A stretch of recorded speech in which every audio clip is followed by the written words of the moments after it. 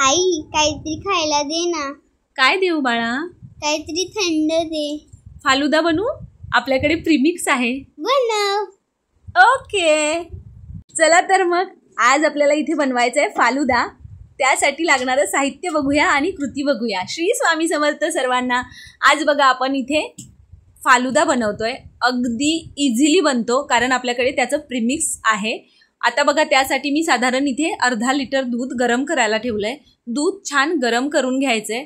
आता दूध गरम होत असताना आपल्याला त्याला सतत हलवत राहायचंय जेणेकरून ते खाली चिकटणार नाही, नाहीतर त्या फालुद्याला एक कडवटपणा आणि वेगळी चव लागते. त्यामुळे अशा पद्धतीने मध्ये मध्ये हलवून आपल्याला ते दूध गरम करून घ्यायचंय. आता बेसिकली आपल्याला हे दूध आटवायचं नाहीये, फक्त आपल्याला गरम करून घ्यायचंय. त्यानंतर बघा दूध गरम करून झाल्यानंतर इथे माझ्याकडे केसर पिस्ता प्रीमिक्स आहे.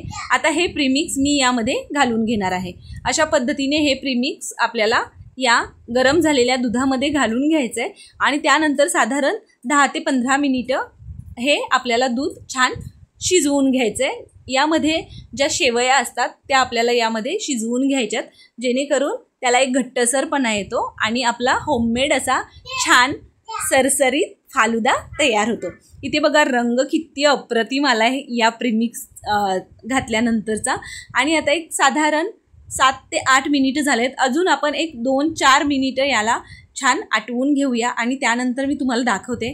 आता बघा शेवया किती परफेक्ट शिजल्या गेल्यात आणि एकदम परफेक्ट कन्सिस्टन्सीवर आपलं इथे फालुदाचा बेस तयार झालेला आहे. आता मी एका बाउलमध्ये हे काढून घेते आणि आपल्याला हे थंड झाल्यावर रेफ्रिजरेट करून घ्यायचं आहे, थंड करून घ्यायचं आहे, अगदी चिल करून घ्यायचं आहे. त्याआधी आपल्याला इथे रूम टेम्परेचरवर हे आधी थंड होऊ द्यायचं आहे आणि त्यानंतर मी हे फ्रीजमध्ये ठेवलं होतं. साधारण 2 तासासाठी फ्रीजमध्ये ठेवलं आणि बघा आधीपेक्षा जास्त छान त्याला घट्टसरपणा आलाय. आता आपण इथे फालुदा तयार करायला घेऊ. त्यासाठी बघा एक काचेचं ग्लास घेतलंय. त्यामध्ये आपण हे जो फालुदाचा बेस तयार करून घेतलाय तो घालून घ्यायचा आहे आणि त्यानंतर आपल्याला याच्यामध्ये बाकीचे जिन्नस घालून द्यायचे. ते तुम्हाला मी पुढे दाखवतेच.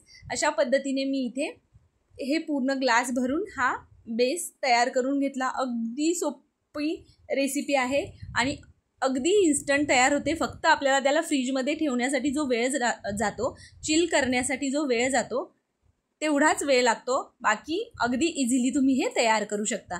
आणि छान परफेक्ट अशा शेवया वगैरे परफेक्ट इथे शिजलेले आहेत. आणि त्यानंतर बघा याच्यावर मी मस्त व्हॅनिला आईस्क्रीम घालून घेतलेलं आहे. त्यावर थोडेसे आपले जे पिस्ता आहेत ते कट करून छान पिस्ता घालून घेतलेले आहेत आणि त्यानंतर याच्यावर ज्या चेरीज आहेत त्या ठेवून घेतलेल्या आहेत जेणेकरून दिसायला ते अट्रॅक्टिव्ह दिसेल आणि खाणाऱ्यालाही एकदम छान फील येईल. अशा पद्धतीने इथे आपला होममेड असा केशर पिस्ता फालुदा खाण्यासाठी तयार आहे. आणि तुम्हाला हा होममेड केशर पिस्ता फालुदा कसा वाटला मला नक्की कमेंट करून सांगा. आणि आवडली असेल रेसिपी तर आपल्या आदिश्री रेसिपी चॅनलला सबस्क्राईब करा. त्याचबरोबर बेल आयकॉन हिट करायला अजिबात विसरू नका जेणेकरून इथून पुढे येणाऱ्या छान छान नवनवीन रेसिपीच्या नोटिफिकेशन्स तुम्हाला मिळतील. आणि खूप साऱ्या वेगवेगळ्या सिरीज आम्ही घेऊन येणार आहोत, त्या सिरीजही पाहायला मिळतील. त्यामुळे आपल्या आदिश्री रेसिपी चॅनलला सबस्क्राईब करा आणि बेल आयकॉन प्रेस करा जेणेकरून तुम्ही कनेक्टेड राहाल.